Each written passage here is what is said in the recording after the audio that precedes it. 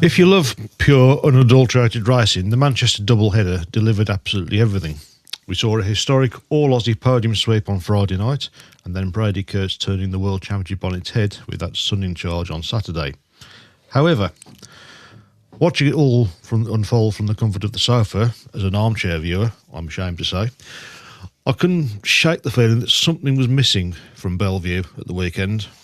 I don't want to try and drag up the old, tired Cardiff v Manchester debate, because we know the National Speedway Stadium puts on a technical masterclass of a circuit that the Principality often struggle to match. But for me, it felt like the grand spectacle of a British GP had been dialed down. The thunderous, echoing roar of a massive stadium crowd, the unique electric atmosphere that usually booms through the TVs, just felt a bit muted. It begs the question, is it just me being overly critical from the couch, or do those of you who watch both meetings back-to-back feel the same way, with the same spot missing? Discuss, only in Speedway. Okay, well, welcome everybody to the Speedway Tavern. We have, as per normal, Webby. Good evening. And we have Matt Buck. Good evening. And myself. I'm going to go by Michael today. Why not? Nope. You've gone by worse. I definitely have gone by worse. I mean, first thing we should say is congratulations to Brady Kurtz. Absolutely, yep. And to Max Frick as well. Max Frick, superb performance on Friday night in the first one. And perhaps to Australia. Yep. Australia dominating on British soil. Oh dear. Well, would it have been the same if Dan Bewley had been around in the sort of form that he was on that track? This, again, a few people might raise eyebrows about my diatribe there, should I say, and I think that probably contributed. I think Dan Bewley's hugely popular. I was going to say that. On home soil, he's as building up in the build-up to his injury. He's been probably the form rider in the world, isn't he? Superb start to the season. Was brilliant in the first Grand Prix in Landshut. It just felt like something was missing, really, for me on Saturday. Don't get me wrong. I think there were two fantastic meetings, particularly the Saturday meeting. The final was probably one of the best Grand Prix finals you'll ever see. You'll have to go a long way to see a better final than Absolutely. I agree. I think it didn't help, of course, that Robert Lambert was a sort of anonymous, really. I think this is it, isn't it? Particularly in the second meeting, I mean, he seemed to be making decisions that. He went from first to last in one heat. Yeah.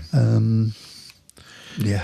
I don't know whether it just feels like. I don't know. Probably doesn't help the fact that Robert Lambert doesn't ride regularly in the UK anyway. Maybe I've seen a lot of people who've said that they just feel that he's a very difficult rider to warm to. To be honest. Dan Bewley, I think, on the other hand, I think he's Britain's best rider now. He's got a great personality and he's a great rider to watch. And the same with Ty Woofington. I know Ty divides opinion. He's a Marmite figure, but you can't deny that he's got a huge amount of charisma. It's exactly the right word, charisma, and I don't think you can say the same thing with Robert Lambert. To be honest, that's not a criticism of Robert Lambert. That's just his personality. He's very different to Ty's. Tom Brennan, I felt as well, was just found wanting, really, wasn't he? He's had a good start of the season, but he's at that level. I think he's a long way to go for him. I think that's true, but at least he now knows what he's where he's got to go. Yeah.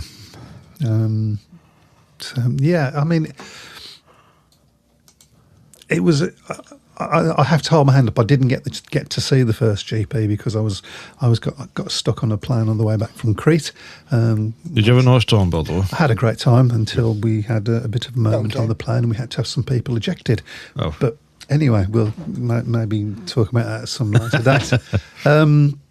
But the second Grand Prix, I thought, it's like you say, the National Stadium, the racing, all the way through, I thought really was really good, although it felt a little bit, you had to be on red or yellow in the first few weeks. Definitely. But even so, it still produced some great racing. We should discuss Bartok's Marshlick. Yes, I think we should, shouldn't we? I didn't realise it's over a year now since he won a Grand Prix. I did not get that. Obviously, the second half of last season was the Brady Kurtz show, wasn't it? He won every single Grand Prix.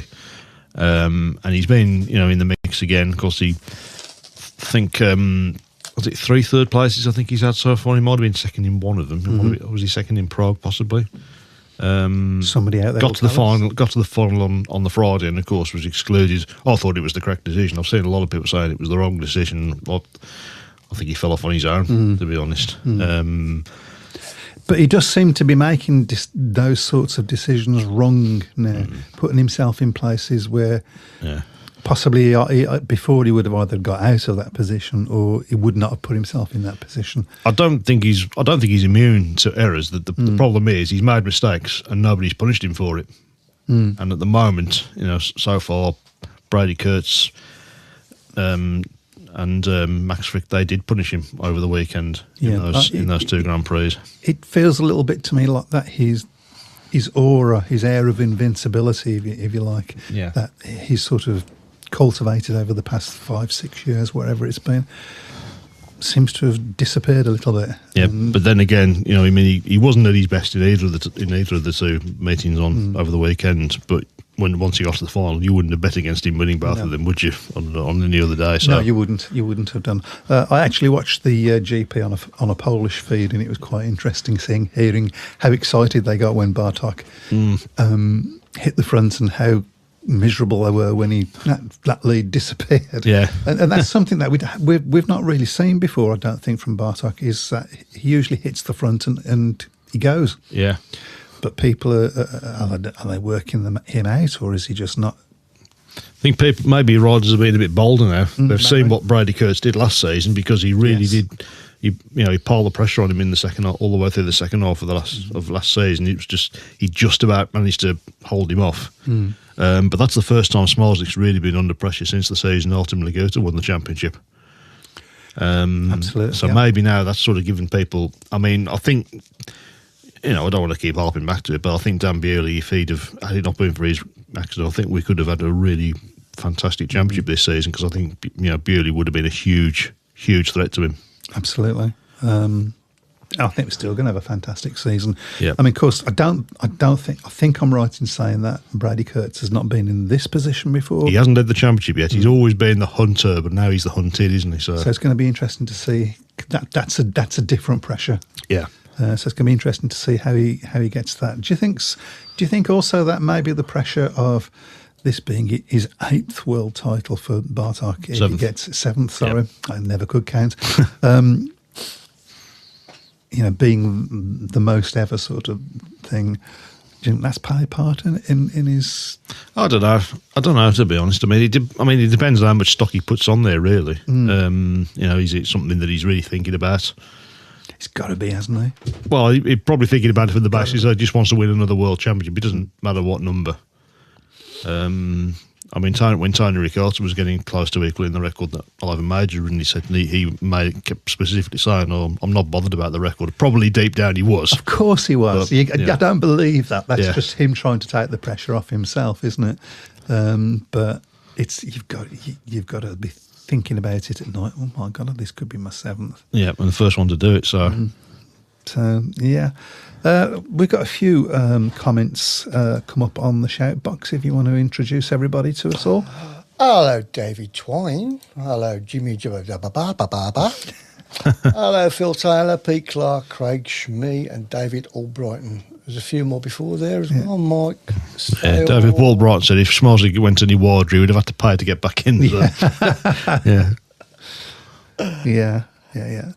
I mean, I thought that was a bad decision by him trying to go around the outside of... I mean, Frick knew where he was going and he went straight out to that line on the first corner. Yeah. I mean, a perfect corner, really. Yeah, easy to be wise after the event, but when we were doing the predictions last week, I was thinking, do I go for Max Frick? And in the end, I chickened out. I wish I hadn't now. So. Yeah, I wish I'd chickened out of Tom Brennan, but anyway. Yeah, but no, Frick was superb, but he was definitely the best rider on the day in the first one. I mean, even Smolzik didn't have any answers when he was up against him. So, Phil Taylor says, "Evening, gents. Well, what a couple of GPs we had over the weekend," which I think we can all agree. I'd like to ask a question actually, because last year there was. So obviously, I wasn't there because I was in Crete. Did I mention that?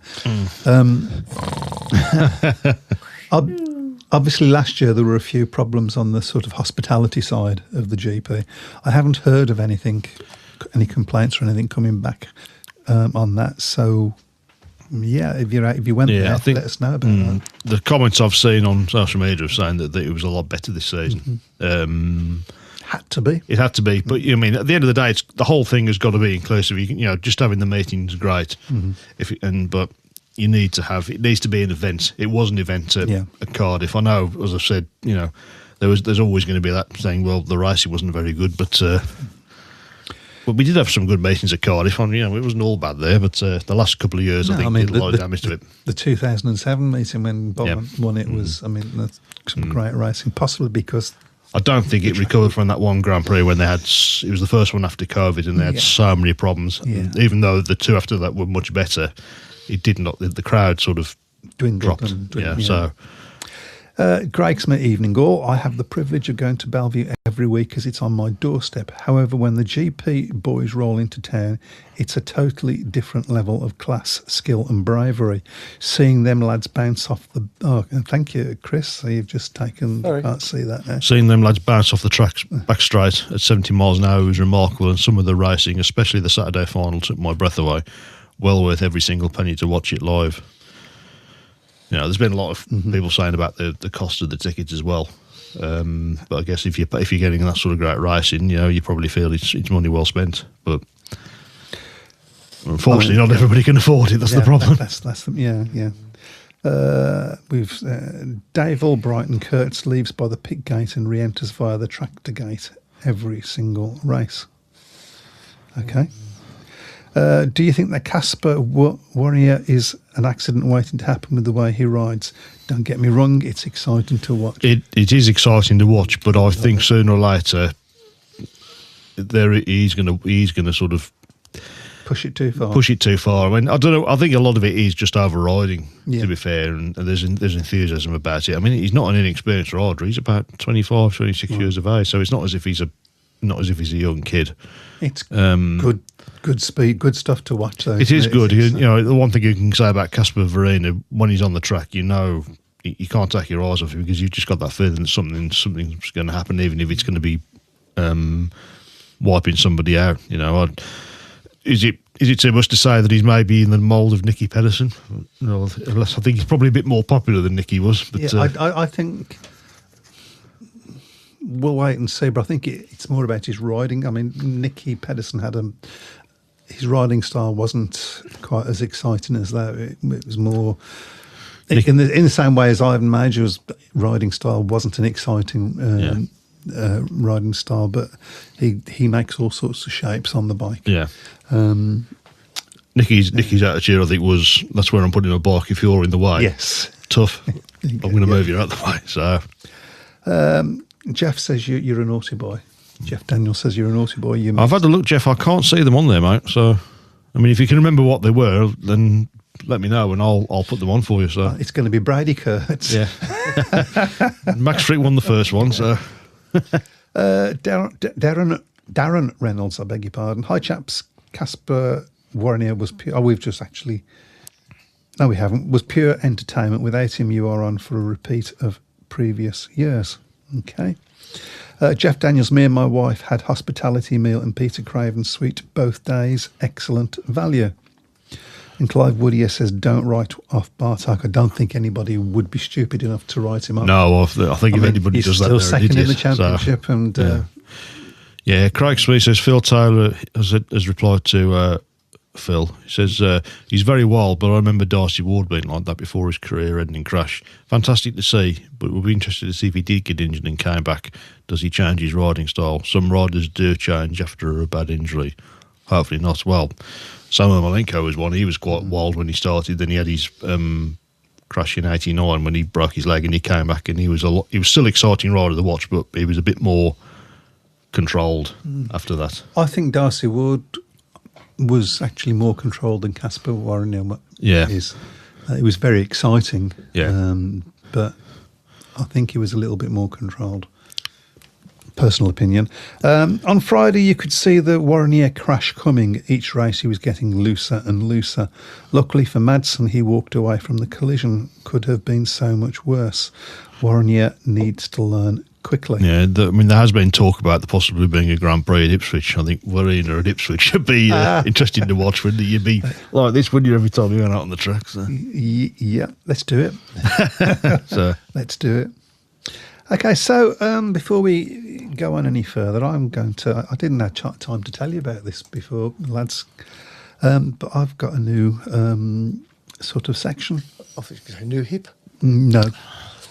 Possibly need one. I wonder where you were going with that then, sir. So I thought what we could do each week, and I'm going to start the ball rolling in a minute, is have the winners of the week and the losers of the week. Okay. We each nominate our own winners and losers of the week. Now, I've got a few to go. So I've got a jingle ready for that. Oh, okay. Well, Winners of the week, losers of the week. There you go. Might need a bit of work, I think. So. Straight off the cuff, that was. Well, I'm going to come to Chris Butler's comments in a minute. So the winners for me this week were Brady Kurtz, obviously. Yep. Australia. And the Manchester National Stadium. Yep. I've only got one loser of the week for me this week, and that's Bartok Schmarzlik. Is he a loser, though? He's only 3 points off the top. That could be turned around in one Grand Prix. This is true, but of this week, I would put him down as a loser of the week because he lost the lead. So I'll let you guys have a think about what you want as your winners and your Well, my losers. winner of the week, I mean, I'm not going to, could say Brady. I mean, Brady Kurtz was, but I'll say Michael Jepsen Jensen. I thought he was great. He got better. Yeah. I mean, I did actually put him down as a shot winner. I thought, admittedly, I put him in the first one, but he started off. He got slowly better as the first meeting. And I think on Saturday he was superb. He's top scorer. He got 14 points. Was he the only person? Well, I mean, Brady Kurtz came last in the one race, didn't he? Yeah, Jepsen only dropped a point. And I think, he seems to have been around for a long time, but he disappeared for a long period of time, didn't he? I think it's about 10, 11 years since he won a Grand Prix, so you get the feeling that he might not be too far away from getting another one, really. So, and they've had a bit of a lean spell, really, for Denmark in recent seasons, since Nicky Pedersen stopped. So, I suppose for Denmark, it'd be great for them to have a rider that's out there capable of winning Grand Prix again. I mean, he's up to fourth in the championship now. I mean, he's 20 points adrift of Kurt, so it's going to be a big ask, I think, to get himself in there. But he certainly showed a lot of pace on that track. Kai Hülkenberg also impressed me as well on Saturday. Okay. I mean, he got a great win against Smarslik. Again, another race there. Smarslik didn't really have any answers to him, did he? So, I mean, we've said before that possibly the National Stadium isn't Schmarzlik's happiest hunting ground, but then he went and won it last year. So, okay, and did you have a loser? I'm going to say Dan Bewley and Freddie Lindgren because I think they would have, certainly Dan Bewley would have revelled in obviously his home track in the UK, and I mean Freddie's always had a good record at Bellevue as well. I think he would have loved the conditions, I think, in both of those meetings. So Freddie, all being well, hopefully should be back for the next Grand Prix in a couple of weeks' time in Rosslav. Okay. So I mean he's got a lot to do to sort of catch him and get back into the top six. Although you would expect he would get a pick anyway, given his longevity in this series and the fact that he is still the top Swedish rider. So I'd like to throw that out to our audience now to give us their sort of take on winners and losers, at least one of each if you can. That would be cool. The big talking point, says Chris Butler, has disappeared. Thank you very much. The big talking point should be Phil Morris was in attendance. Yeah, we saw him a few times. So. And all we need to know now is what's happening with him as far as him being the CEO of the BSPL. Is that still the case? Because we're hearing nothing. Yeah, Frederick Graham said rider of the week, Cooper Russian. Not many British mates to choose from last week. Well, they were all rained off, weren't they? So Cooper Russian, of course. Yeah, it was a good shout. Won the under 21 championship, of course, on Sunday at Redcar. I mean, obviously, I saw him a couple of times last season. Was really impressed with him. Was a very, very exciting rider, very stylish. So hopefully, fingers crossed that he might be another one that in a few years' time we could be talking about as a potential GP rider. A long way to go, admittedly, but he'll be hopeful that. I sort of hesitate to say that now, having said that of a few riders over the past years, like Zach Vitanek and Jack Parkinson, Blackburn, and you don't know what's in store for riders of that sort of age and what's going to happen, and it's just let them enjoy their speedway, I think, without putting that sort of pressure on them. Pete Clark says he's Welsh Phil camera shy. I don't think he is. I think referees should be able to exclude riders for dangerous riding. I've pronounced that now in about 7 different ways tonight. One of them's got to be right. I don't know about GPs, whether it's the case, but I'm pretty sure I'm right in saying that in British Speedway you can exclude, because I remember for dangerous riding, Phil Morris being ejected from the meeting.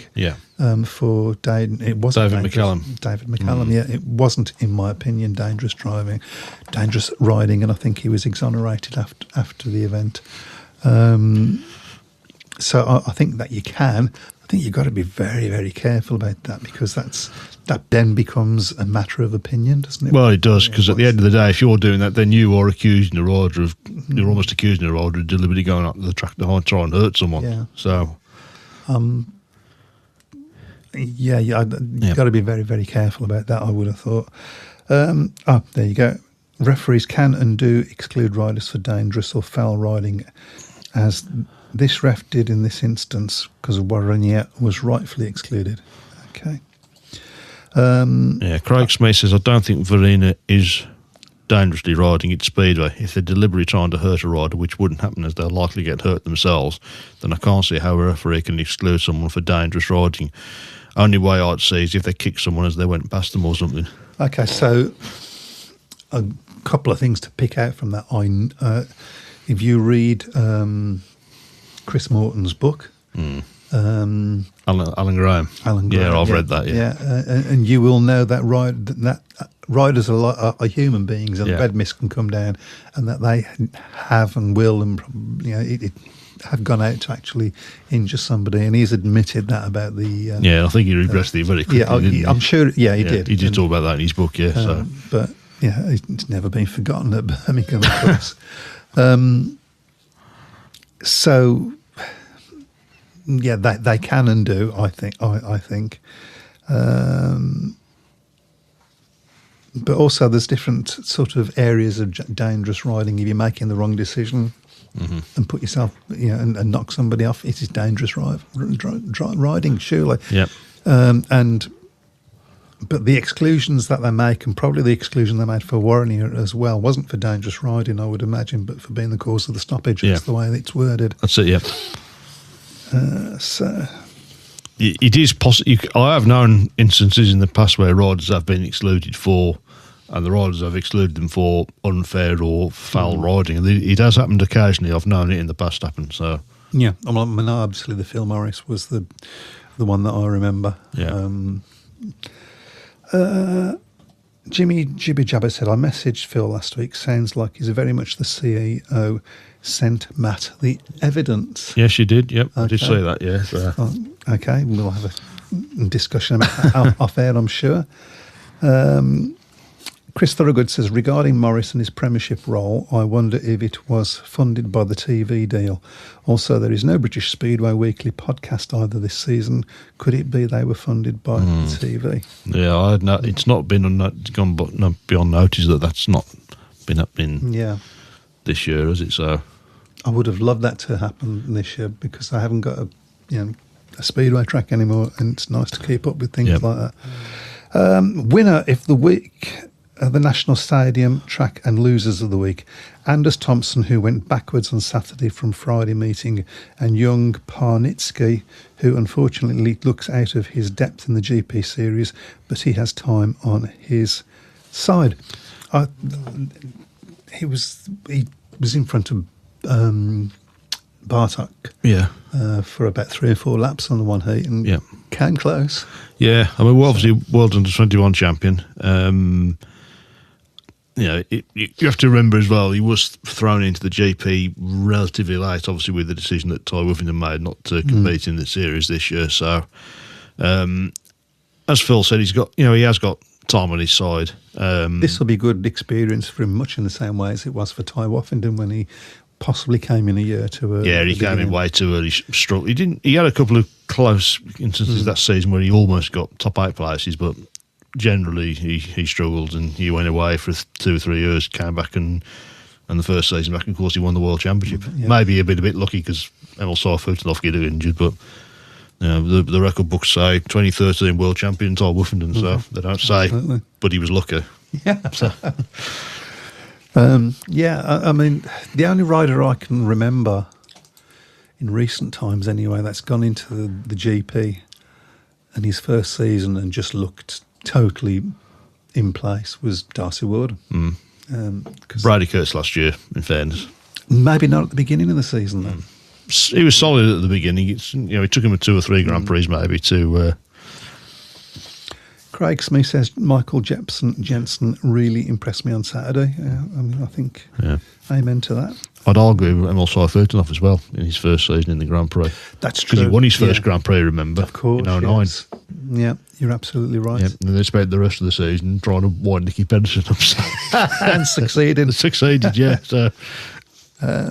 Not always difficult to do, I think. Okay, so... Well, we seem to have cleared up the Phil Morris mystery. The lesser spotted. Yeah.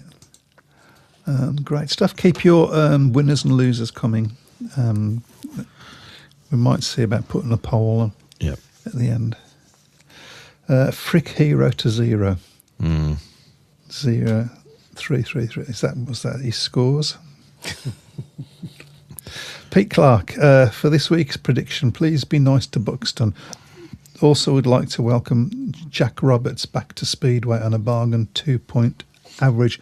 Jack Roberts? Yes, that's taking us back a few years, isn't it? So 2008, I think. It was 08 or 09, wasn't it? Around that time for Birmingham. So I always thought he was a big talent. Yeah. Okay. Yeah, welcome back, Jack. I remember him. I remember going to Newcastle. Do you remember that, Newcastle? And Jack was struggling on that track, and then he came out for a heat on. I think we needed a 5-1 to keep us in the match, and it was Jack Roberts and Jason Lyons, and Jack popped out of the gate, and Jason just followed in the hallway, kept everybody behind, and the celebration that because Jason Lyons never celebrated really. Yeah, he was used to sort of just to put his hand up and that would be it. But he really came. It looked like a sort of father and son type of thing celebrating with Jack. I always remember that. But okay, that's good. Shall we? In that case, since it's been brought up by Pete, shall we?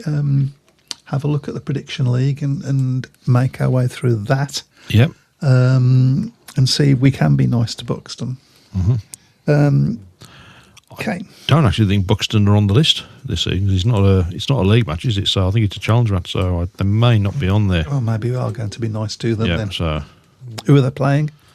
No, sorry, they are. They have got a meeting. Okay. They're on Sunday. So obviously we'll go through the fixtures. Okay. So how have we done this week?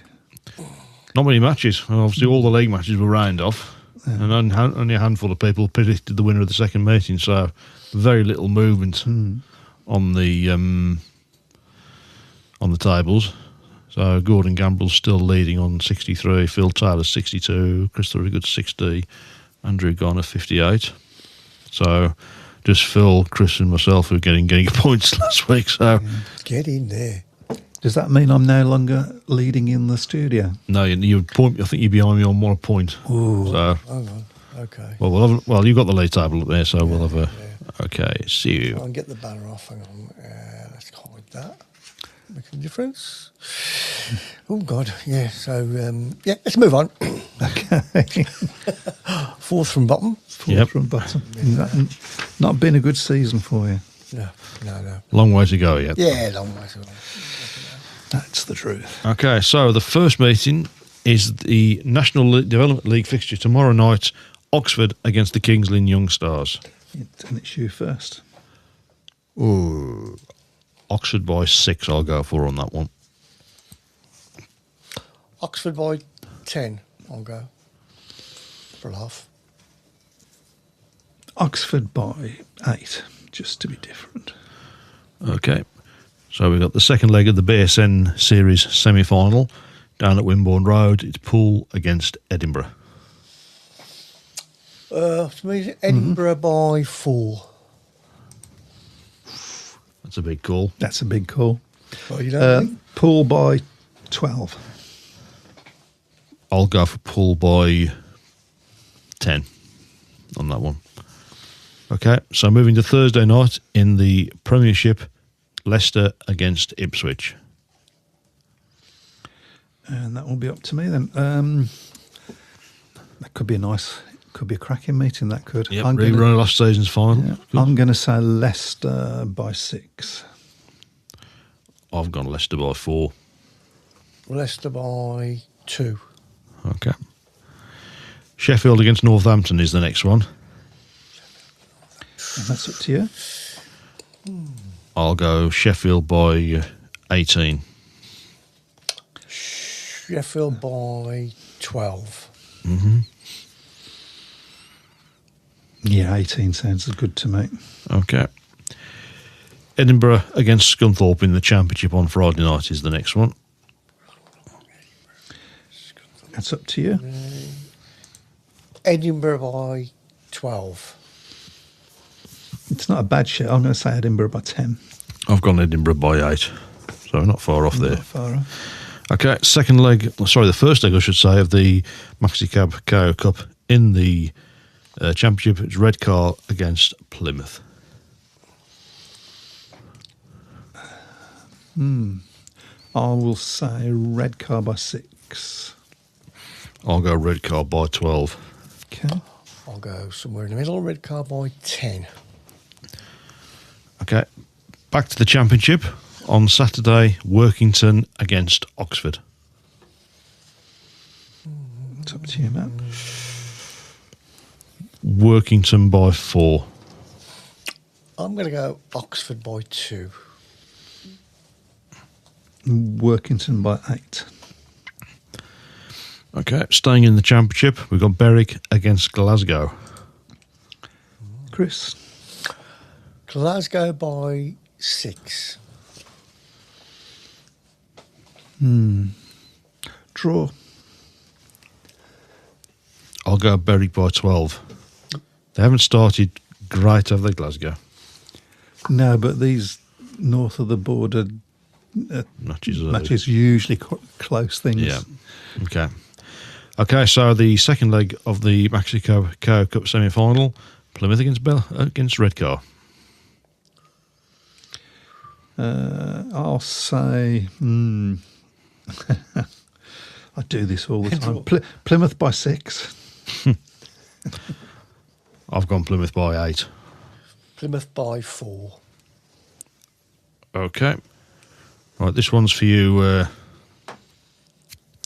obviously, as you're an adopted Buxton fan this season. So, Okay, but you still go Buxton, first. National Development League, Buxton against the Edinburgh Academy. Oh, dear. I'll go for Edinburgh by 4. Edinburgh by 12. Okay. I'll say Edinburgh by 2. And Pete will be after you. Yeah. You going to go to that one, do you think? Or I'm not going to be able to go to that one, but I am definitely going to something. I'm not decided where yet, but in July I'm going to at least 2 matches. Yeah. After I've got to get past the British GP first, so that's the F1 GP. Yeah. You've got to get past Lawrence Rogers as well, haven't you, when Yeah. you get to Buxton? So. You'll do a review of that one anyway, won't you? So those 2 meetings for us. So. Absolutely. Yep. Yeah. So, Monday night, we move back into the Premiership. It's Kings Lynn against Northampton. You said Nottingham then. That would have been, yeah. That's up to you. Me, is it? Yeah. Kings Lynn by 6. Kings Lynn by 10. I've gone Kings Lynn by 10 as well. And finally, Bellevue against Leicester.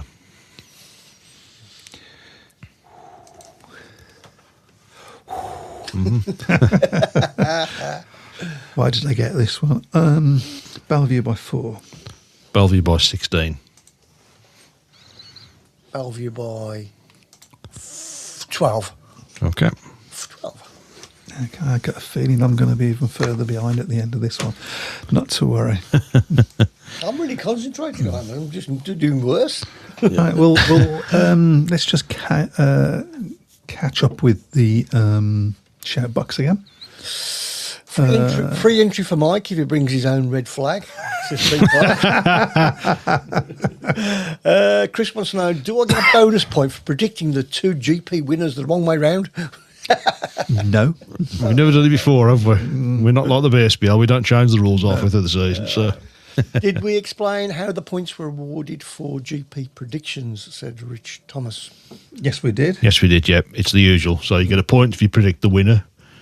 2 points if you get the top 3. 3 points if you get the top 3 in the right order, and that's over both meetings. Just going back to Jack Roberts, Brian says, Jack Roberts raced in the first Brummies match of the latest era against Stoke on 28th of March 2007. Okay. He was a great little rider. Did he ride in both of those? Because I know the first match was at Perry Bar, and then I think on the Saturday the return match was at Stoke, wasn't it? So I don't know. I can't remember whether I went to that Stoke meeting with my dad as well. And I can't remember whether you rode in that or not. I'm sure your dad will let us know. Yep. Phil Taylor says, shout out to the Plymouth fans going to Redcar Friday and back to Plymouth the next day for the Knockout Cup semi-final first and second legs. Wow. Yeah. That's mad. But yeah. Who's that again, sorry? Proper fans. Redcar. Oh. Yeah. It's a long old trip, that is, isn't it? So Just a bit from Plymouth. Yep. Just on that subject, have the leagues ever been regionalised? I believe they have. they have been in the dim and distant past, haven't they? So, but Right. Jimmy Jabber says, I'm at the bottom as normal. That's normally me, to be fair. but you've had a better start than normal. You were leading at one I point. was but leading you- it. Yeah, you- I'm slowly demising, Yeah. slowly demising, like a balloon deflated on a party. It brought up the difference in class with Brennan totally off the pace. It's very concerning with the World Cup coming up. Who do you pick with no Bewley to back up Lambert? It's a good question. I think you've got to say Danny King's got a shout, haven't you? You got to be, yeah. I mean, he's had a very good start to the season. Obviously, racing at that level, he's not got any real experience of racing at that sort of level, has he? I don't think so. I mean, the truth is there isn't anybody else. No, to that's the back up problem, Lambert. so- There isn't. There's nobody else in that sort of Yeah. class. It's a worry. It's a worry. Yep. Phil Morris was supposed to ride us. We're talking about when Phil Morris was excluded for, I don't know whether it was dangerous riding or foul riding or whatever it was called. Phil Morris was supposed to ride as a guest in the following meeting, double header, and the referee ejected him from that meeting due to the nature of the incident with David McCallum. I was there and saw the incident, and in my opinion, he left no room and pushed David McCallum into the fence. The referee ejected him as the police were called, as the Glasgow crowd would have lynched him if he had ridden in the second meeting. Now, I don't want to get into this because it's. I mean, the first, the 20 years. It's nearly 20 years yeah, ago now. I mean, so. the first thing is it was David McCallum was seriously injured, Yeah. and nobody wants to see that. But as I recall, the BSPA at the time looked at the incident, the SEB looked at the incident, and they said that it wasn't dangerous riding, and that you could see from. And there are videos out of it on YouTube if people want to go and have a look at it. People, that's what you want to do. But at no point does Phil Morris look to where David McCallum is coming from behind him. And they both basically ended up at the same point at the same time. But Phil just didn't know he was there. Yeah, and unfortunately for David McCallum, he came off worse, didn't he? So, nobody wants to see that. Yeah. It's horrible. But so that's my take on it, and that was the take of the BSPA and a lot of people. I can imagine if you were at that meeting and saw that would Yeah, I have seen the footage you know. of that, and I've seen the reaction of one or two people that were on the crowd. You could see there was a lot of anger about that particular. But as I say, though, it's it's 20 years ago, so I don't think there's any necessity to drag that all up now. So anyway, should we have a look at the league tables then? Because we haven't had much in the way of British League action over the last 7 days with the rain. So let's start off in the Premiership first. So Bellevue currently top with 8 points from 5 meetings. Leicester 5 from 3. Sheffield 5 from 3. Ipswich 4 from 4. Kings Lynn 2 from 3. And Northampton 2 from 1. First of all, it's great to see Northampton on the score sheet. Yep. It's a tight old top of the league, isn't it, really? Yeah, it's tight. I mean, Bellevue have got that little bit of a cushion at the moment. Obviously, they've had they've had a lot of. Obviously, they've had 3 home meetings so far and 3 reasonably comfortable wins at home. As I say, that's going to be a tough place for anybody to go and get anything out of Bellevue. They've got, a lot of people say Bellevue haven't got a home track advantage. That they have got a home track advantage. This is your pet theory, anyway. So they know how to get that place set up, and you've got to have fast machinery to ride that place. Yeah. If you haven't got a fast bike, then you're a sitting duck, even if you get out in front. So, but Ipswich, I think, have surprised a lot of people, haven't they? So obviously they've had two home wins so far. And they had a good start in the early stages of the season, by getting some good results. And as I say, a lot of people were writing Ipswich off, weren't they, because they looked a lot weaker than.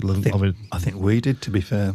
Yeah, but it's going to be it's a nice, solid, compact little team, isn't it? So, and also, you've got the situation at Bellevue where they've just lost. Yep. Dan Bewley. That's not going to help them.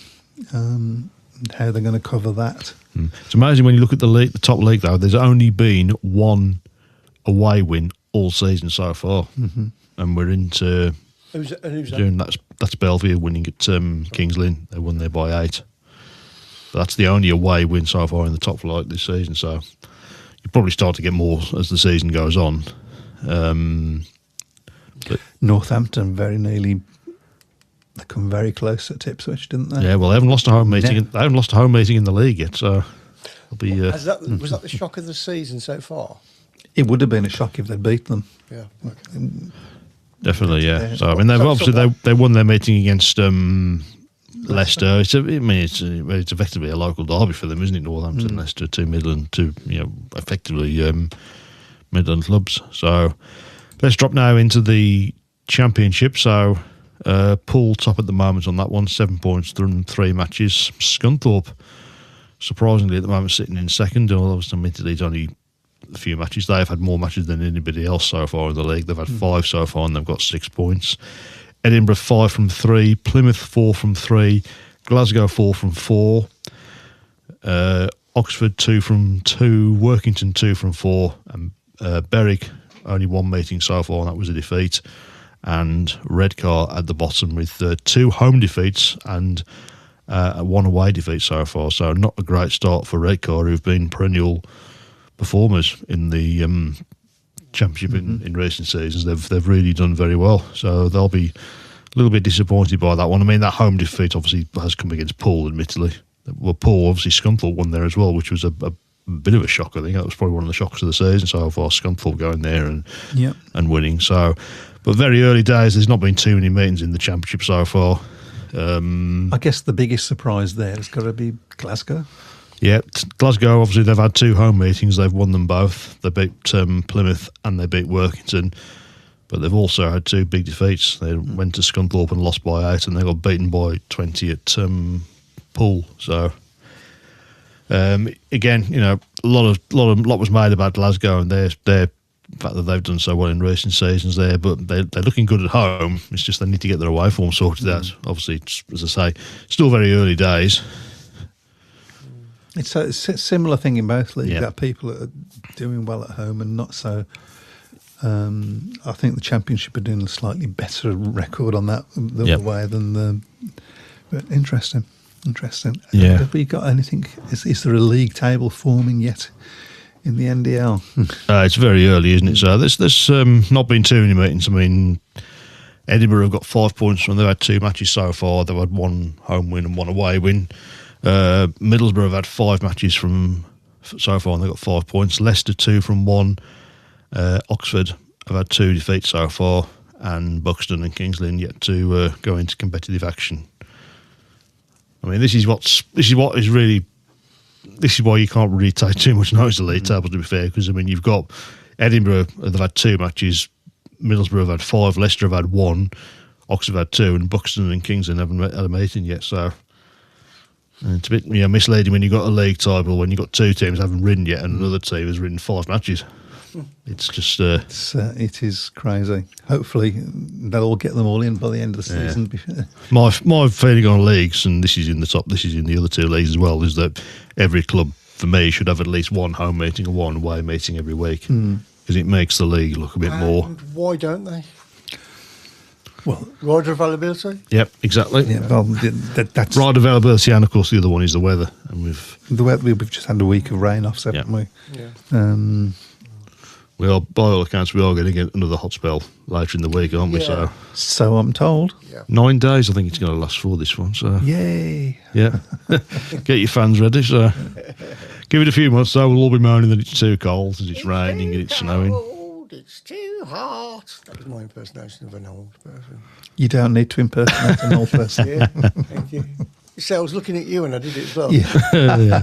So anyway, so in the GPs, obviously that was round 3 and 4 that we've had at Manchester. So next up, of course, is the Grand Prix of Poland. That's at Wrocław on the 20th of June.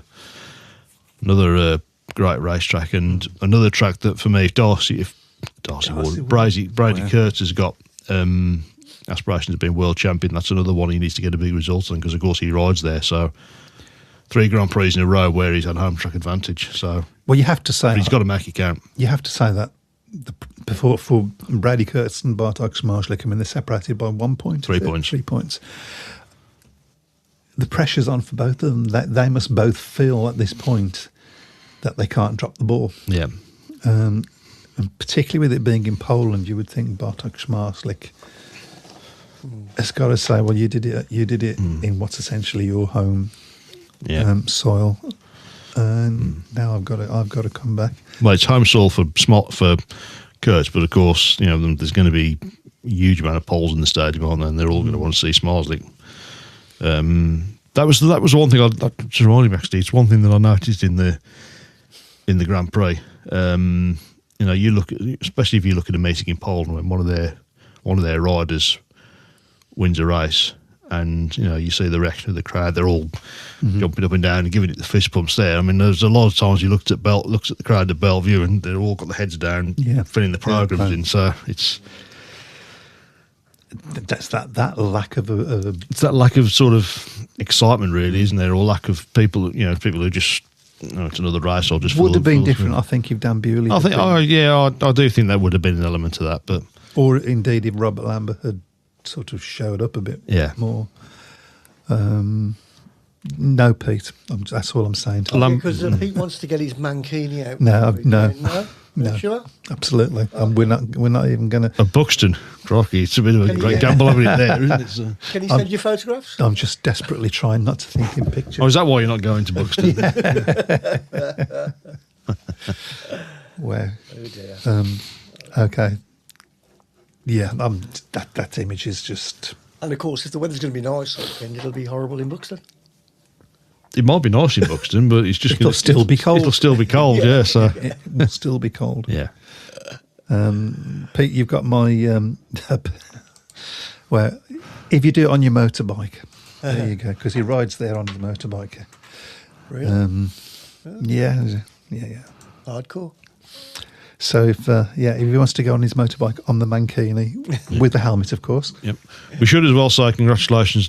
We did mention it earlier, but we should say congratulations to Cooper Rushton as well. Obviously winning the British Under 21 Championship. He's only 16 years old. You'd realise how young he is. He's still got, and he did it in style. Yeah.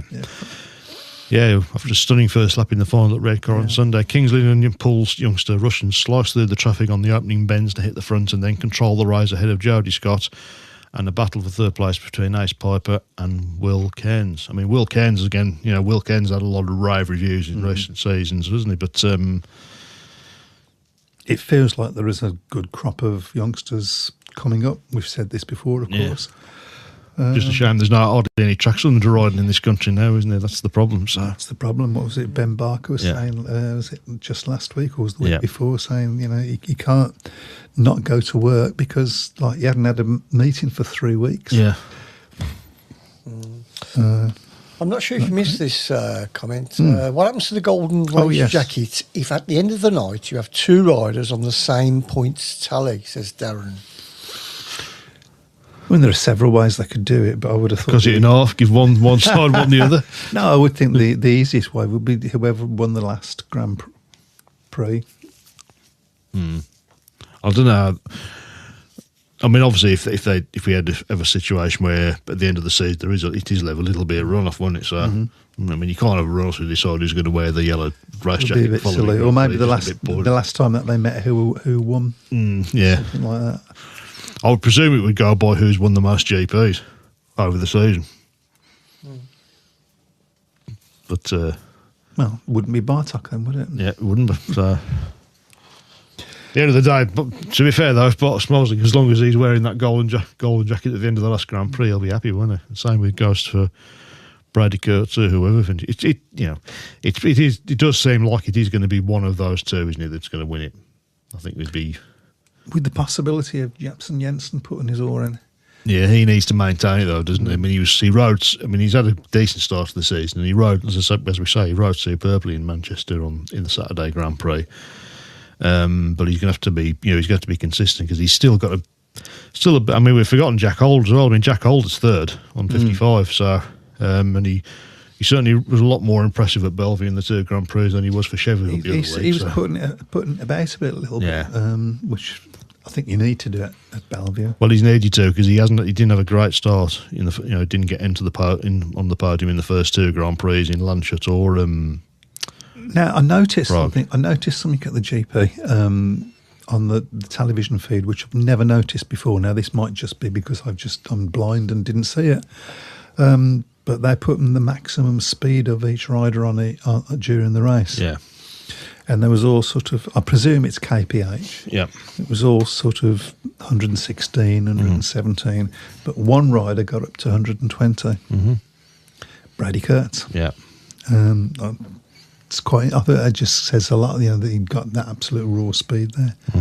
Crazy when you think about it, with no brakes. Yes. Yeah. Fool. I mean, 100, exactly. 120 must be about. You could get hurt doing that. Yeah, yes, you could. Yeah. If you did it on the road, I think the police would stop it even before you got hurt, to be honest. But Dan Bewley is apparently targeting a return within 8 weeks. It'd be remarkable if that happens. Videos on social show he's started rehabilitation. I have seen some of those videos. Yeah. Crazy. But to be honest, if I was him, I would probably say write the season off because I mean, I would be astonished if he doesn't get a pick for next season. He's got to get a pick. At the end of the day, he's one of the best riders in it. So, and he would have. And there's no doubt he would have been on for a fantastic season if he hadn't got injured. So, absolutely. He's a big, big, big star of the future. I mean, he's a star of now, really. Yeah. But, and I just love his attitude and the way he talks. Yeah. It's like you were saying, the charisma thing. Okay. Right, so let's go with Rider of the Week. I think this is probably going to be easy. I'm going to go Brady Kurtz. I can't decide between Max Frick and Brady Kurtz, so I'm going to put the two of them together. I think they're both earned it because they both won one Grand Prix. Brady Frick. Yeah, you could do that. Max Kurtz, we'll say that. So. That sounds much better. So it does actually. I mean, of course, both Cooper Russian as well as one that people could choose. But have you got one? I'll go for Frick just because I like the name. Okay, that's as good a reason as any. Oh yeah. Okay, well, I think we've come to that moment Where we have to say clear off. Of what? Yep. The week. We will see everybody next. I presume we will see everybody We next will, yes. week. No Okay, holidays? that's cool. No holidays for you. Just to None of get us. as well, we were hoping that we were going to have a couple of Plymouth fans on next week. That they've contacted me that it's probably going to be the week after now. So Okay. just with the commitment. So, Well, okay. but we will definitely put that in place there because I know one of them is I think he'll be really good value. He's a great guy. Good. Right, well, we will see you all next week. Enjoy your Speedway this week and take care. Bye-bye. Good night. Welcome to